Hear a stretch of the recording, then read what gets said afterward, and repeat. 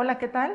Les doy la más cordial bienvenida a nuestra sesión número 7 de la asignatura Formulación y Evaluación de Proyectos de Inversión. En esta ocasión vamos a dar inicio a nuestro tema 4 del curso, que es el estudio técnico. Vamos a empezar con la primera parte, ya que este tema va a estar dividido en 3 partes. Entonces, demos inicio al estudio técnico.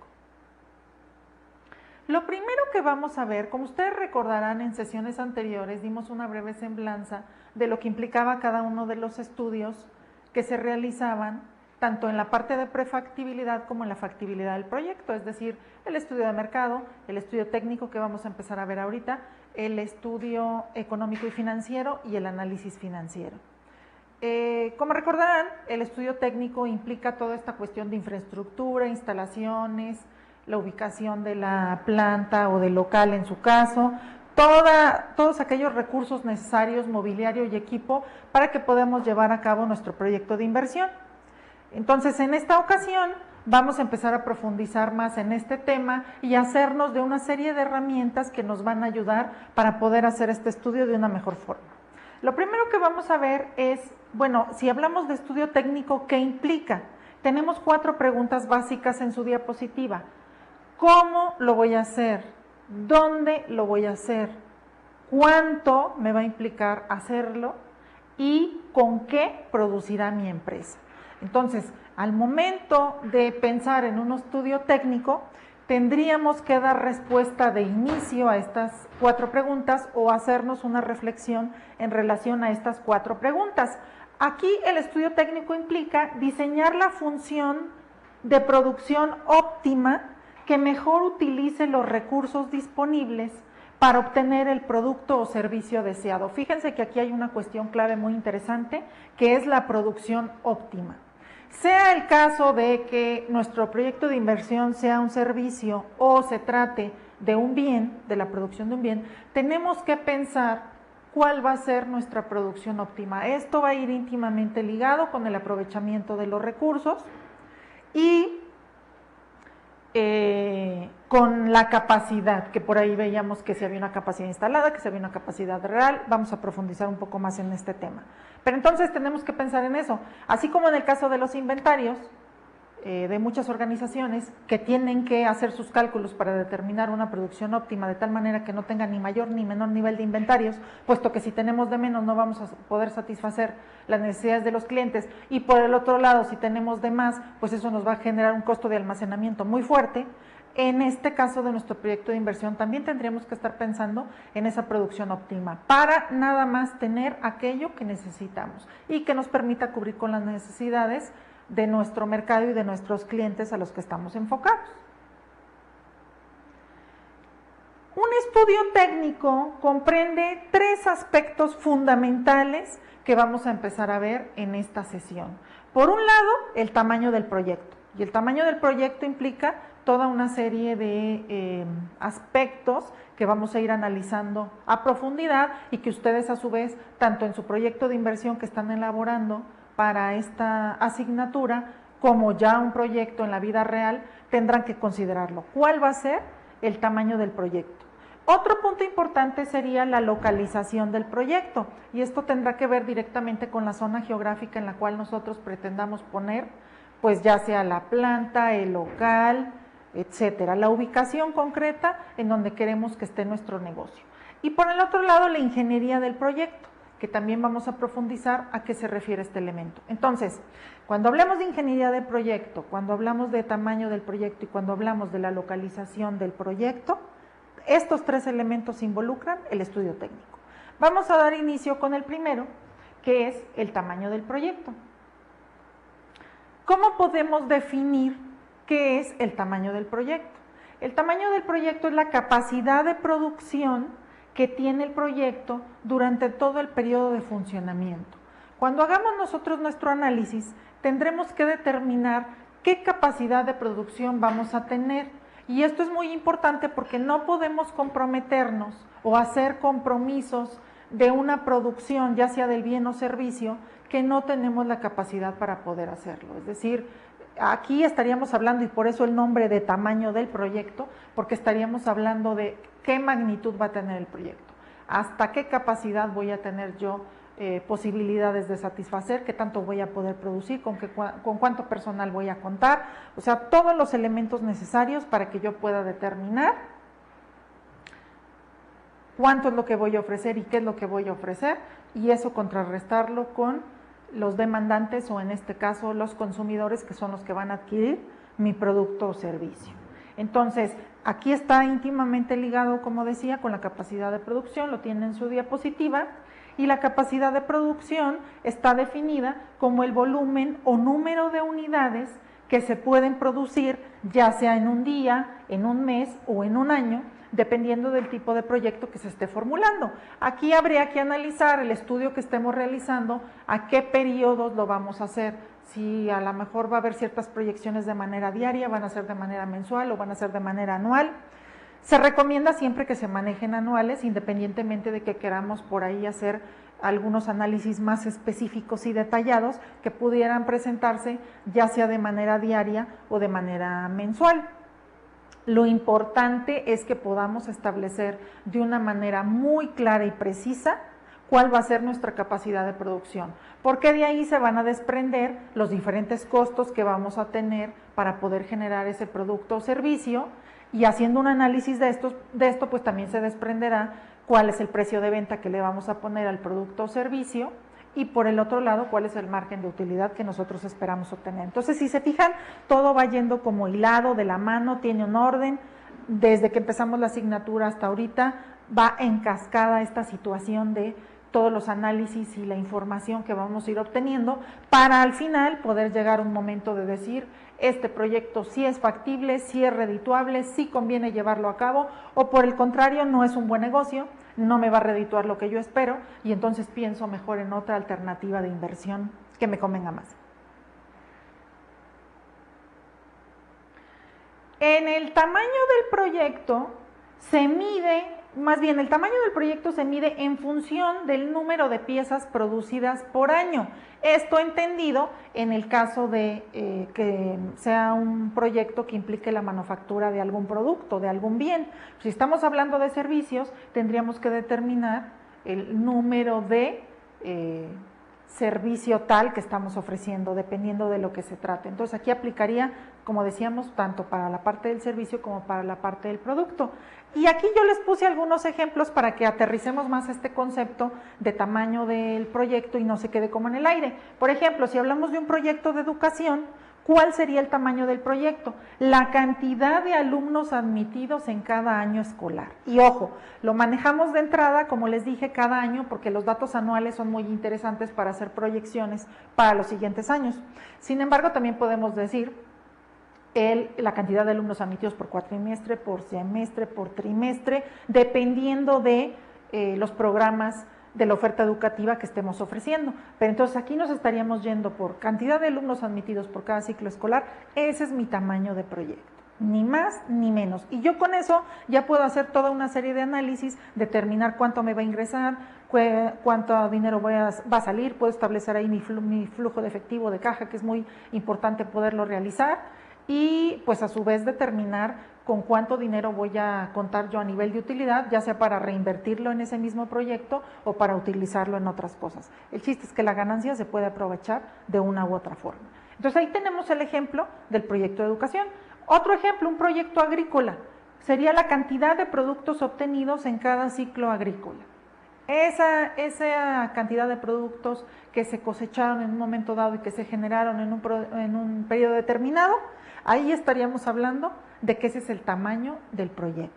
Entonces, si se fijan, pues aquí nada más es cuestión de ir aterrizando, dependiendo del proyecto que nosotros estemos analizando, que queramos llevar a la práctica, bueno, bajo qué medida voy a determinar su tamaño correspondiente. En el caso de un proyecto hotelero, ¿cuál sería el tamaño del proyecto? La cantidad de habitaciones construidas o instaladas. Fíjense qué interesante.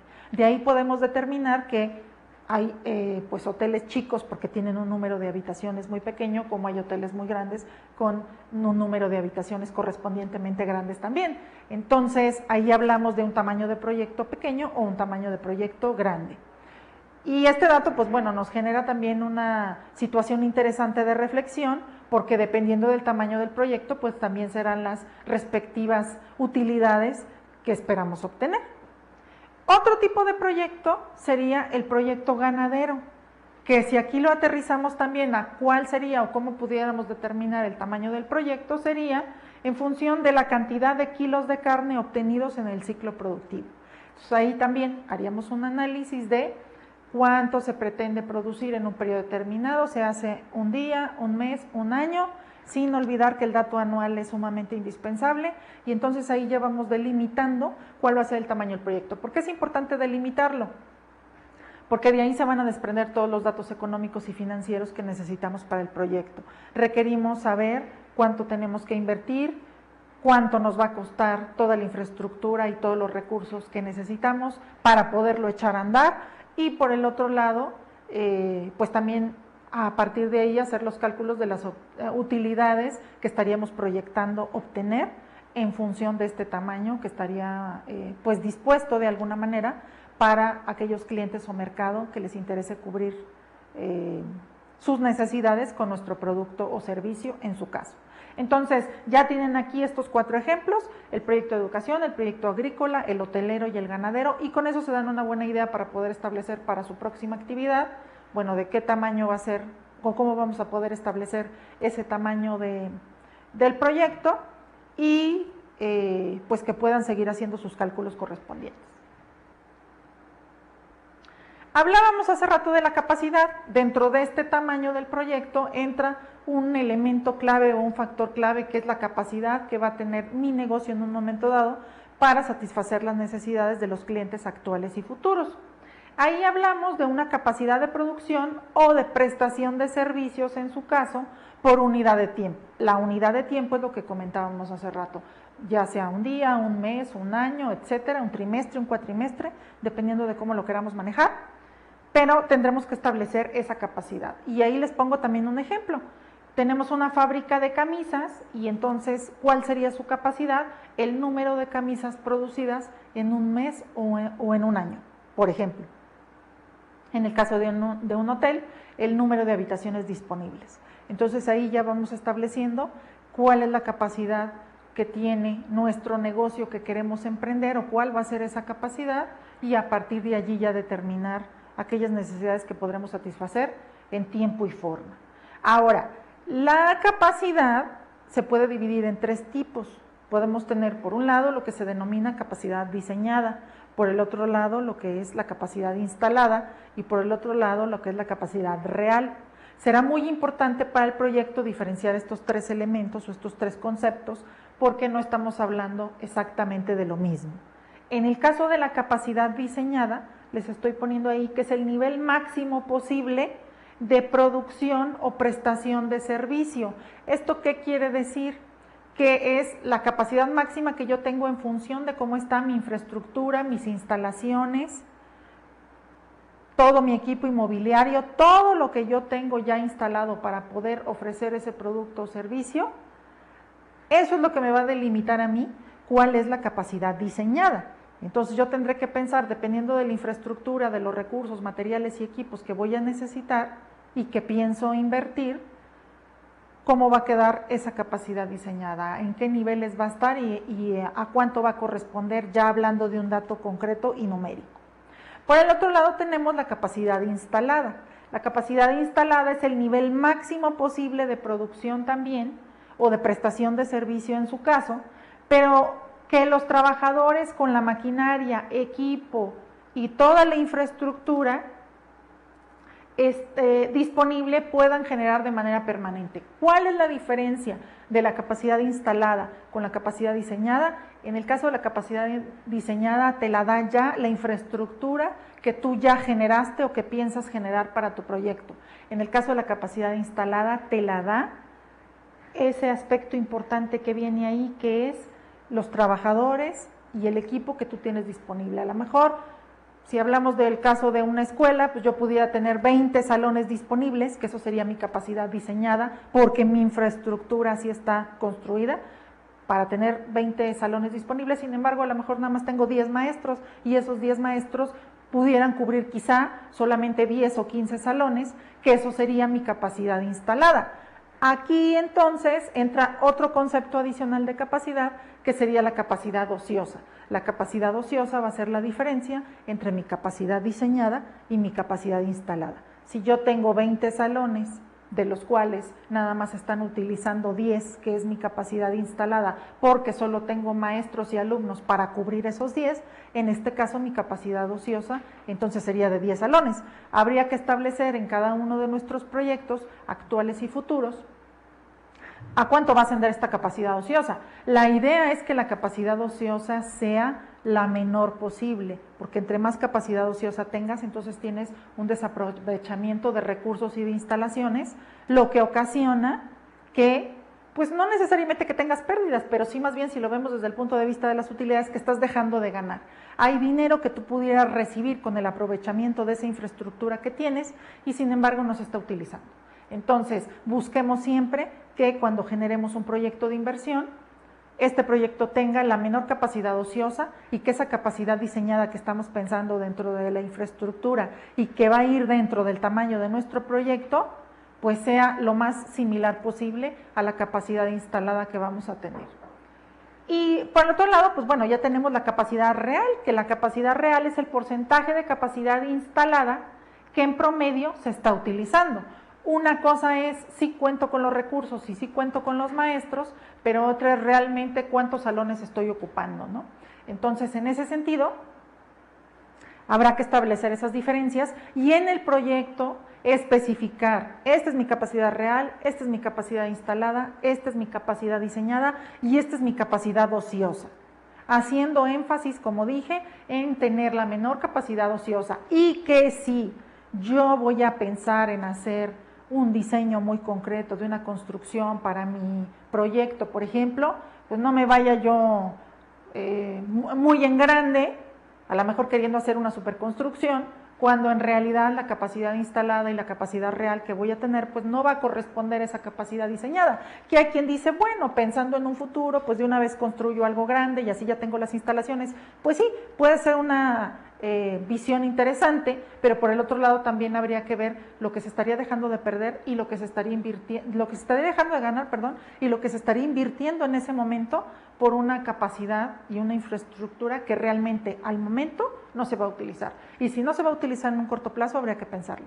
Lo que hacen algunas organizaciones con este tipo de proyectos es que generan su infraestructura tratando de que se adecue lo más posible a la capacidad instalada y a la capacidad real que van a tener, y si en el futuro la demanda se incrementa, tienen otras necesidades, ofrecen a lo mejor productos y servicios adicionales que generen o que impliquen que esa infraestructura crezca de alguna manera, pues entonces ya podemos hacerlo de manera posterior. O sea, estos cambios a la infraestructura se puede hacer, hay quien se cambia incluso de una planta a otra o de un lugar a otro, precisamente para tener más comodidad, para tener más oficinas, para tener instalaciones más adecuadas, o en su caso cuando tienen la oportunidad de construir un segundo o tercer piso o agregar algunos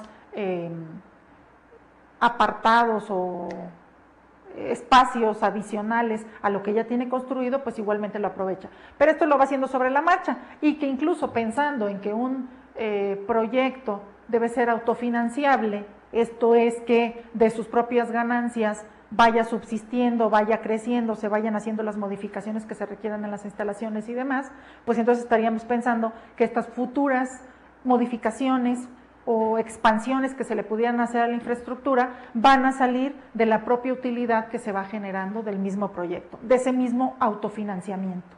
Eso es lo que se busca. Ahí les pongo un ejemplo que involucra los tres elementos, retomando el caso de la fábrica de las camisas. Tenemos la capacidad diseñada, 500 docenas de camisas por semana. Esa es la capacidad que yo tengo de acuerdo a mi infraestructura. La capacidad instalada, ya con el personal, el material y el equipo, son 480 camisas por semana. Y la capacidad real son 408 camisas por semana. Esto es un 85% de la capacidad instalada. ¿Qué quiere decir? Que tengo un 15% de capacidad ociosa. y ese 15% necesito ver en un momento dado cómo puedo aprovecharlo para que me genere más ganancias. Hay que recordar que todo inversionista o toda persona que invierte en un proyecto de inversión, pues lo que está buscando es generar la mayor cantidad de utilidades posibles. En ese sentido, pues si yo veo que tengo esa capacidad, o sea, a lo mejor en este momento no tengo las posibilidades de aprovecharla, pero conforme vaya siendo autofinanciable mi proyecto y me vaya generando más recursos, igual podré invertir otros en cuestiones de mercadotecnia, en posicionarme mejor en el mercado, etcétera, de tal manera que logre captar más clientes y que esa capacidad ociosa la pueda aprovechar. Lo ideal sería que no hubiera capacidad ociosa, la realidad es que muchas empresas lo tienen. Y pues esta de alguna manera implica dejar de ganar utilidades que serían muy buenas para ese mismo proyecto o para otros proyectos. ¿Qué factores determinan el tamaño de un proyecto? Hay una serie de elementos que tenemos que considerar, que evaluar, que estudiar, que analizar para poder determinar el tamaño del proyecto. Uno de ellos es el tamaño del mercado. Evidentemente, a mayor tamaño de mercado, pues el proyecto también es más grande, ahí hay una relación directamente proporcional. Si estoy hablando de que el tamaño de mercado es pequeño, es un nicho muy pequeño, pues mi proyecto también será pequeño, en esa proporción. La capacidad financiera, si yo no cuento con los recursos suficientes o con muchos recursos para poder emprender un nuevo negocio, o en su defecto, tampoco tengo muchas posibilidades para recurrir a otro tipo de opciones de financiamiento o las que me ofrecen no es una cantidad muy grande, pues entonces mi proyecto se va a ver implicado y afectado directamente, hay una relación directa aquí también en cuanto a la cuestión financiera. A mayor cantidad de presupuesto o dinero con el que yo cuente, pues el proyecto va a ser más grande. Si yo cuento con unos recursos financieros escasos o pequeños, pues en esa medida va a ser también mi proyecto. Que bueno, ahí también se tiene que ir analizando, puede ser un proyecto pequeño, pero que al paso del tiempo y con esta misma autofinanciación que se está buscando, puede convertirse en un proyecto mediano y posteriormente en un proyecto más grande. Así es como han empezado muchos empresarios, así es como mucha gente ha podido incrementar sus negocios, empezando de algo muy pequeñito y después ya se vuelven unos grandes emporios. Entonces, bueno, esto no es para desmotivar a nadie, al contrario, si empiezas en pequeño, qué bueno, pero con una visión en grande, que esa sería la principal diferencia para poder progresar y crecer al paso del tiempo. La disponibilidad de insumos, materiales y recursos humanos. Evidentemente, cuando yo empiezo, pues no necesariamente voy a empezar ni con mucho recurso humano ni con muchísimos insumos, pero sí lo mínimo indispensable que necesito para que pueda arrancar y ponerse en marcha mi negocio y pueda funcionar de una manera adecuada. Entonces, esa cantidad de recursos con las que yo cuente o pueda tener disponible en un momento dado me va a dar la pauta también para determinar mi tamaño del proyecto. Yo no puedo quizás ofrecer mi producto o servicio a nivel nacional cuando solamente tengo 2 o 3 personas que me están apoyando aquí en el Distrito Federal. Entonces tendré que hacer un análisis de cómo puedo ir contrarrestando estos efectos para que mi proyecto no se vea afectado. Los problemas de transporte también tienen que ver. En un momento dado hay que ver la ubicación en la que va a estar el negocio, la planta en su caso, si es que se va a construir alguna planta, si se va a rentar algún local, dónde va a estar y qué tantas opciones existen de transporte. Eso también va a repercutir de alguna manera en el tamaño del proyecto. La capacidad administrativa, pues que tiene que ver con todos los aspectos administrativos que se llevan a cabo en un negocio y que van desde el establecimiento de la misión, visión, organigrama, etcétera, hasta llevar todo tipo de controles administrativos, hacer planeación, control de recursos, etcétera. En la medida que yo tenga mayor capacidad administrativa, pues también voy a tener posibilidades de que el tamaño de mi proyecto sea más grande. Si mi capacidad administrativa es reducida, pues ahí va a haber también una relación directa con el tamaño del proyecto. El proceso tecnológico, desgraciadamente o afortunadamente la tecnología nos está impactando muchísimo en los negocios actualmente y en cualquier tipo de proyecto, por pequeño que sea. Así es de que tendremos que ver qué tanto podemos hacer uso de la tecnología y aprovecharla a nuestro favor. Finalmente, ya todos nos movemos por tecnología, tenemos teléfonos celulares, tenemos cámaras digitales, tenemos laptops, utilizamos las redes sociales, etcétera. Entonces, pues esas son fuentes interesantes también para poder promover de alguna forma nuestro proyecto y obtener mayor cantidad de recursos. Entonces habrá que ver de acuerdo a las posibilidades de cada quien, incluso hacer una página web del negocio, qué sé yo, tantas cosas que se pudieran aprovechar, pero eso también va a delimitar o agrandar un poco el tamaño del proyecto. Tenemos problemas legales, hay algunas ocasiones en donde dependiendo del tipo de producto o servicio tenemos ciertas limitaciones. Por ejemplo, en el caso de querer poner un restaurante, pues bueno, desde las cuestiones de la Secretaría de Salud y etcétera, pueden ser una limitante. A lo mejor no cubrimos con ciertos requisitos y eso nos va a limitar el tamaño del proyecto. Y en un momento dado hasta la apertura del negocio o el cierre ya cuando esté funcionando, porque hay quien no cumple con determinadas normas sanitarias y entonces le cierran el negocio. Y bueno, y el tamaño del mercado que ya habíamos mencionado. Entonces, habrá que considerar todos estos factores, los cuales, en la medida que los vayamos analizando, primero de manera individual y luego en conjunto, nos ayudarán a determinar el tamaño del proyecto. ¿Cómo se puede optimizar el tamaño del proyecto? Con dos relaciones muy interesantes o dos factores muy interesantes. Uno es la relación precio-volumen y el otro es la relación costo-volumen. Aquí entra el concepto que mencionábamos en sesiones anteriores de las economías de escala. Si yo voy a ofrecer algún descuento por que me compren por volumen o si pues no voy a ofrecer de entrada esta facilidad porque mis condiciones financieras no me lo permiten. Entonces, se tiene que hacer un análisis entre el precio y el volumen que yo voy a vender, cuánto me va a generar mi de utilidades y por el otro lado también entre el costo y el volumen. Esto me ayudará a determinar la optimización del tamaño de mi proyecto. En la economía del tamaño, o la economía del tamaño se refiere a que debe existir proporcionalidad entre la inversión inicial y el tamaño del proyecto. En la vida real, desgraciadamente, no siempre sucede. Ahí les puse, casi la totalidad de los proyectos presenta una desproporcionalidad entre tamaño, costo e inversión por las famosas economías de escala. Entonces, esto puede generar ciertas repercusiones en la cuestión de las utilidades, porque si bien es cierto, a toda empresa le conviene vender mucho en cantidad, habrá que ver eso cuánto le va a redituar ya monetariamente hablando y a nivel de utilidades. Hay quien prefiere vender poco pero con un margen de ganancia alto y hay quien dice no, yo me voy por volumen aunque le gane menos, pero bueno, habría que ver ese volumen a cuánto tendría que ascender y en un momento dado cómo tendría que quedar mi punto de equilibrio, que eso lo vamos a ver en un tema posterior de análisis financiero, para que yo pueda decir a partir de aquí sí me está generando ganancia y a partir de aquí pues realmente estoy trabajando en balde, ¿no? Porque salgo tablas o a lo mejor hasta tengo pérdidas. Entonces tendremos que analizar todos esos fenómenos. Y por el otro lado también analizar los planes de ampliación o ensanche.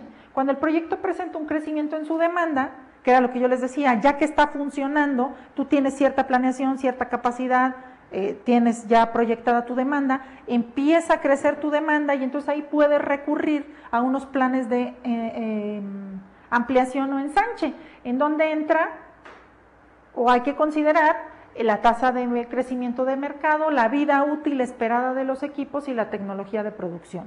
La cuestión de la vida útil es muy interesante porque todos los equipos se deprecian. Entonces, si yo estoy pensando en a lo mejor explotar más esa capacidad que tienen esa maquinaria o esos equipos, pues habrá que ver si esto me va o si me va a poder servir y si se va a poder agrandar de alguna manera de acuerdo a la vida útil del equipo, porque si el equipo no da para más, pues definitivamente no voy a poder cubrir esa demanda extra que yo quiero satisfacer de alguna manera. Ahí tendré yo que hacer un análisis de esa depreciación de los equipos, que para esto nos ayudan mucho los contadores, y sobre eso ver, bueno, se va a requerir comprar más equipo, puedo utilizar el que ya tengo porque la vida útil lo amerita, o qué va a pasar al respecto. Al paso del tiempo, entonces, conviene considerar una fusión con otras empresas, a lo mejor mi proyecto crece tanto que implique fusionarme con otro negocio similar o complementario, la absorción de otras factorías, por ahí dicen los peces grandes se comen a los chiquitos, entonces puede ser que yo empiece en pequeño, pero vaya creciendo y entonces ya pueda comerme a mis competidores y absorberlos de alguna manera. El establecimiento de sucursales, que esa es una muy buena opción cuando queremos ampliar nuestros mercados, ya sea dentro de la región en la que estamos instalados o fuera de ella, incluso hasta a nivel internacional, ya eso se puede establecer dependiendo de la magnitud del proyecto. Y la ampliación de las instalaciones, como veíamos al inicio de la sesión, a lo mejor de entrada mi capacidad está puesta para cierta demanda, resulta que después tengo más demanda y entonces ahí ya puedo generar una ampliación, genero un segundo piso, agrando oficinas, compro el local que está al lado, qué sé yo, diferentes estrategias que pudiera yo tomar para aprovechar que mi proyecto está creciendo. Otro aspecto elemento importante a considerar dentro del estudio técnico es la localización del proyecto. La localización del proyecto se define como el análisis de las variables que determinan el lugar donde el proyecto logra la máxima utilidad o el mínimo costo. Fíjense qué interesante en esta definición, porque es aquel lugar específico, aquella ubicación geográfica en donde yo tengo la máxima utilidad o el mínimo costo. Tengo que hacer un estudio muy concienzudo de esa localización de mi proyecto para que sea el lugar más conveniente.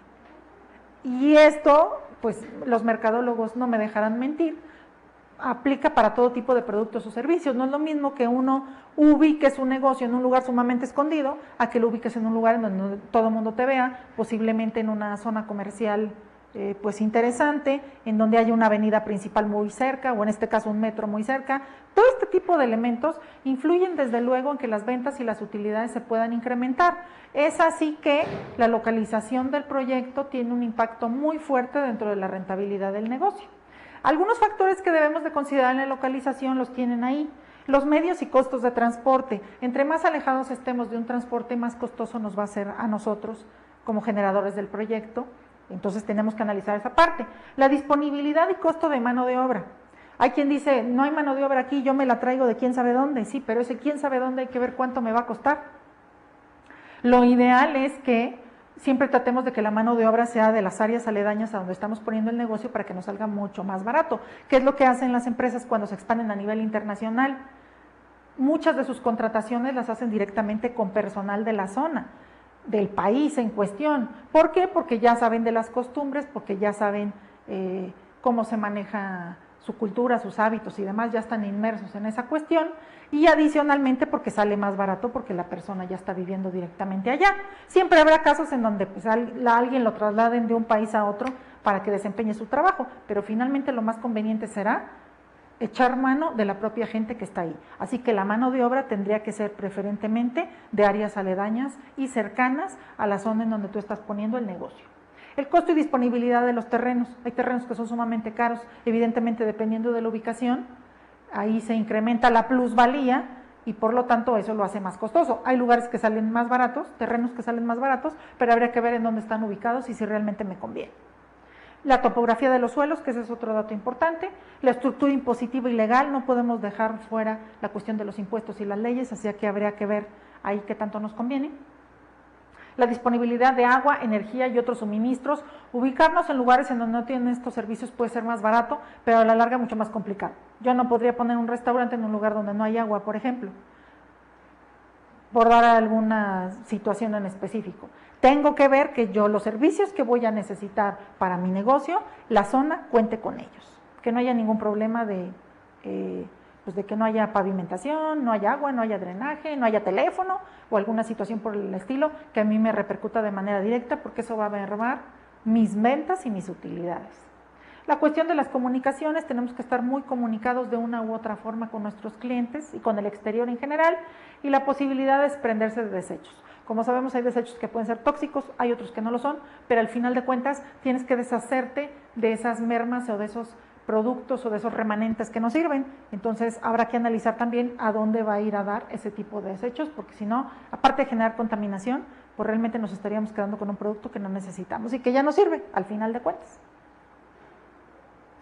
Para el análisis de la localización hay un procedimiento que debemos de seguir para hacerlo como más efectivo y que los resultados sean más objetivos. Primero, un análisis preliminar. En el análisis preliminar estudiamos las estrategias empresariales y políticas de las diversas áreas de la empresa para traducirlas en requerimientos en la localización de instalación.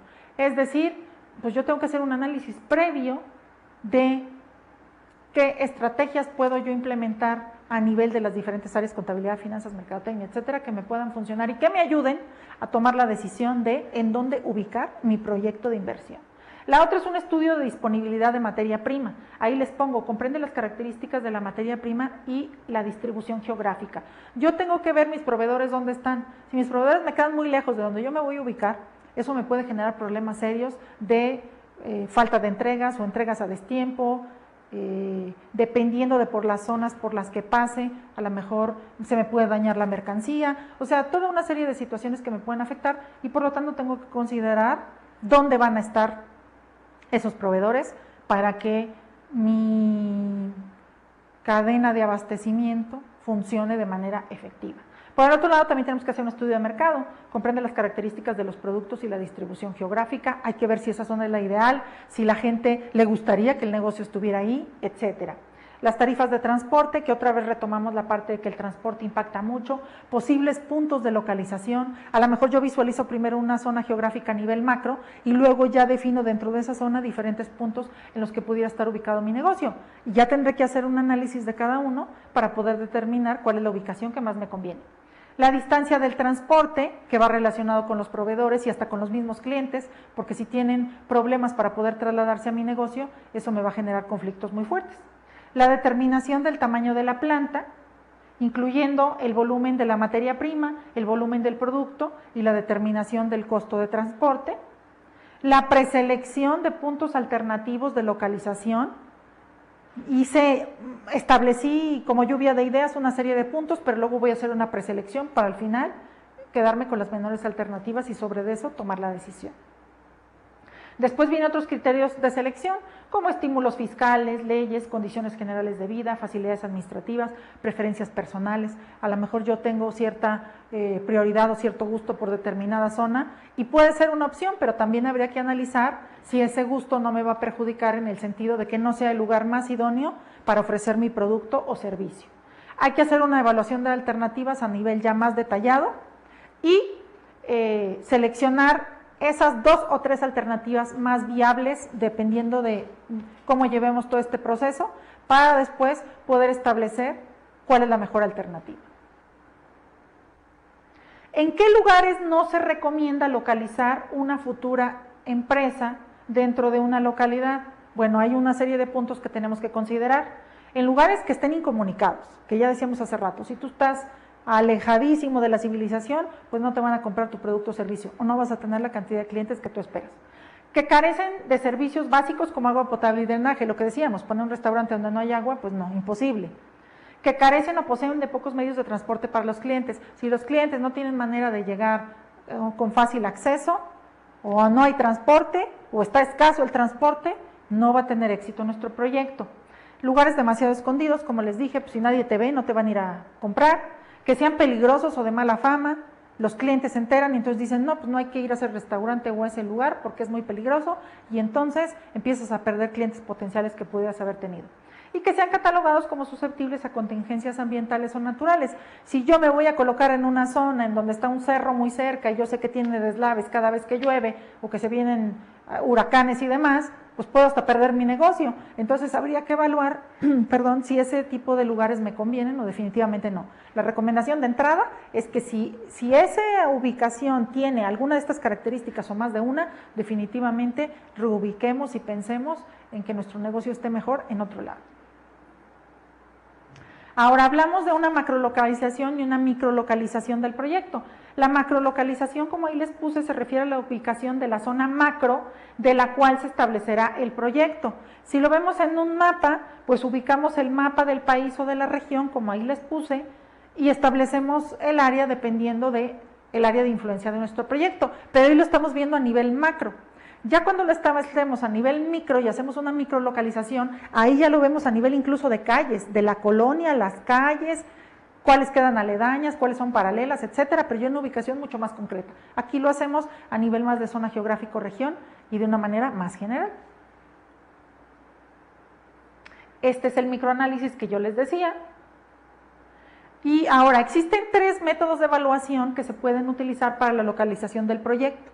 Los que se conocen como métodos de evaluación por factores no cuantificables, el método cualitativo por puntos y el método de los factores ponderados. Vamos a ir viendo cada uno y ya ustedes juzgarán en su momento, tanto para su actividad como para algún proyecto de inversión que deseen evaluar, cuál es el método que más les conviene para poder determinar la localización del proyecto.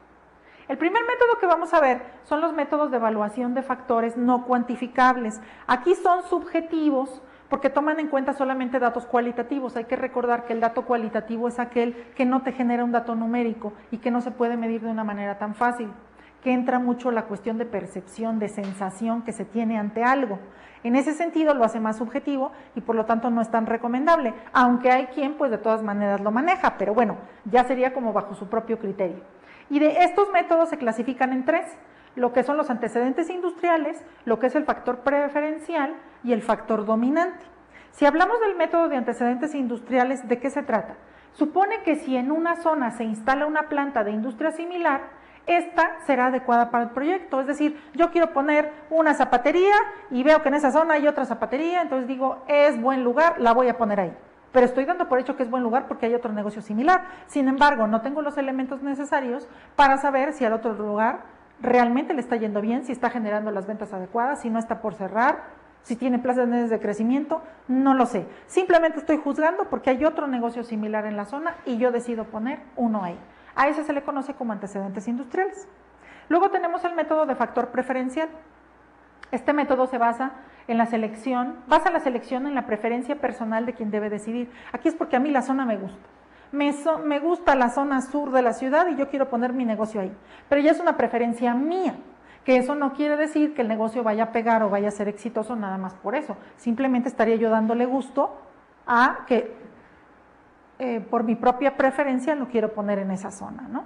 Por eso es un método subjetivo y sumamente cualitativo. Y el tercero es el factor dominante, que aquí como tal no otorga alternativas a la localización, y lo tenemos concretamente específico en el caso de la minería o del petróleo. Ahí les pongo donde la fuente de minerales condiciona la localización. Si es un lugar en donde se extrae el petróleo o es un lugar que está muy cerca de las minas, pues definitivamente no es una alternativa para localizar mi proyecto de inversión. No hay alternativa como tal, ahí más bien tendría que pensar en una ubicación diferente. Esos tres métodos son los métodos de evaluación por factores no cuantificables. Luego tenemos el método cualitativo por puntos. ¿En qué consiste este método? Ahí les puse, consiste en definir los principales factores determinantes de una localización para asignarles valores ponderados de peso relativo de acuerdo con la importancia que se les atribuye. Y ahí les puse un ejemplo, revisémoslo.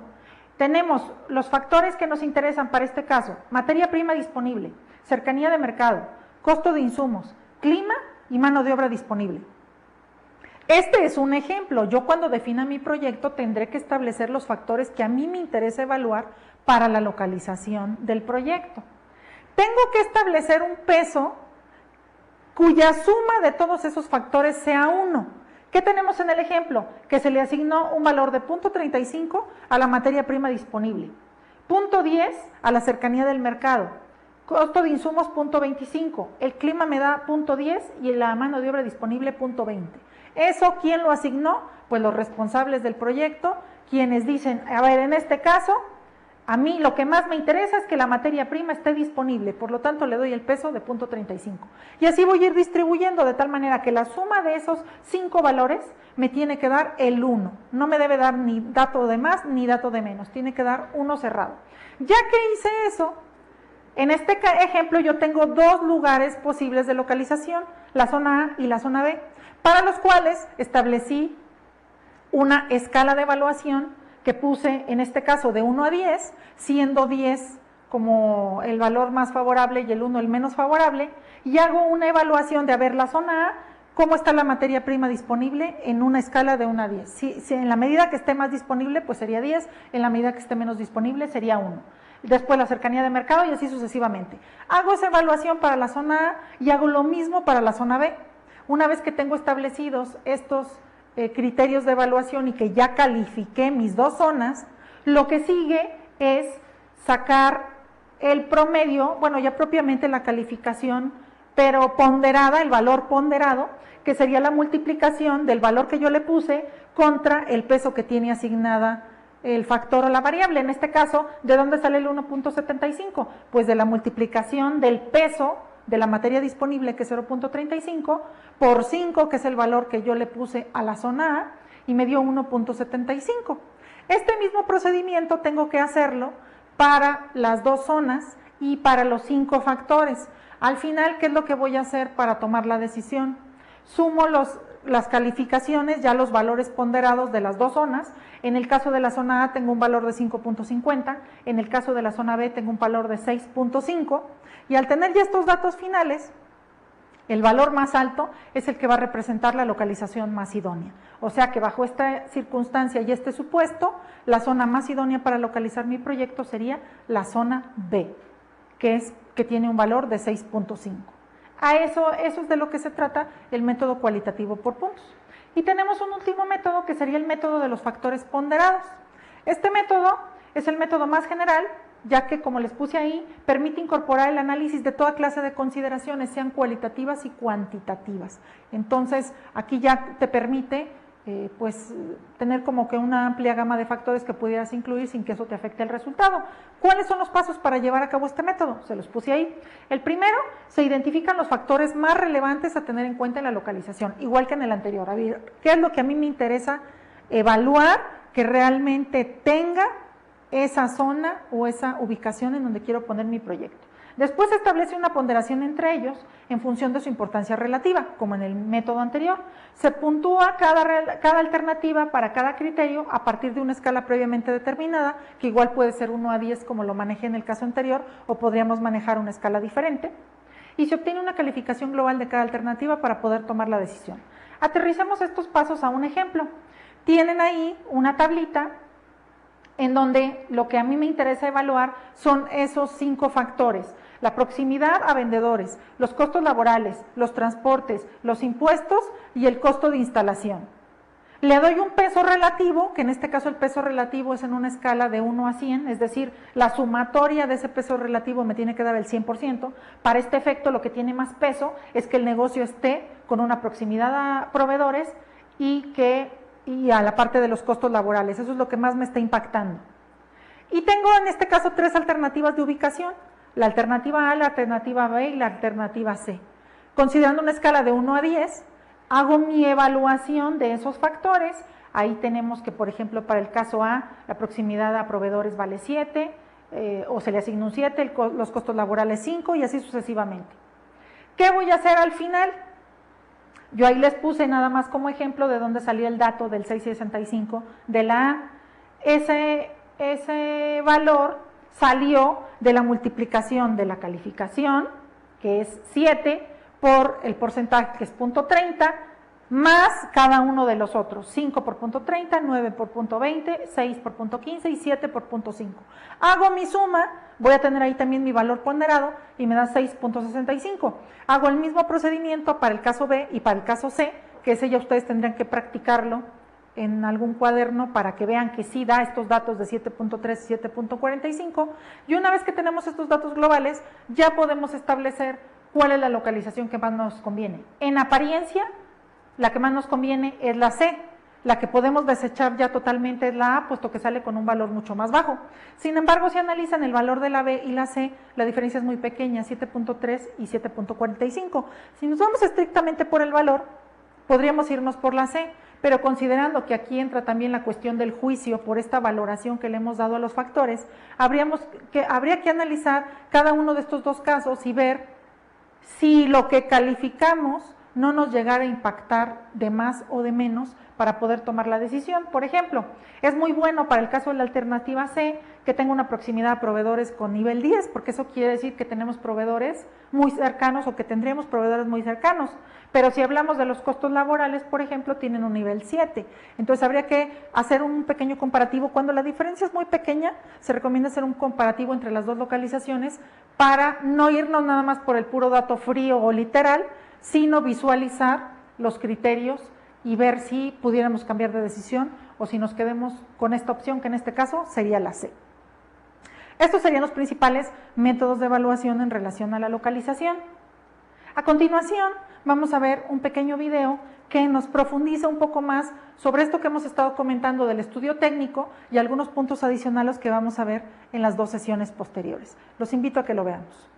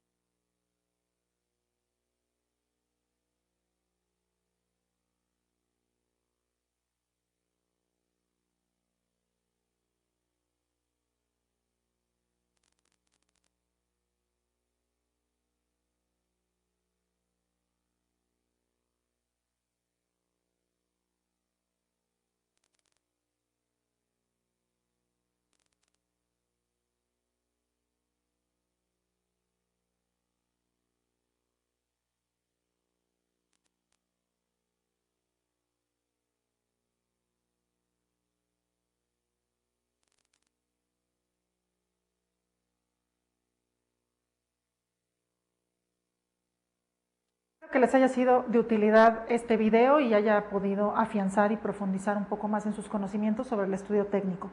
Por esta sesión ha sido todo. Les recuerdo que tenemos una actividad pendiente. Nos vemos en la próxima.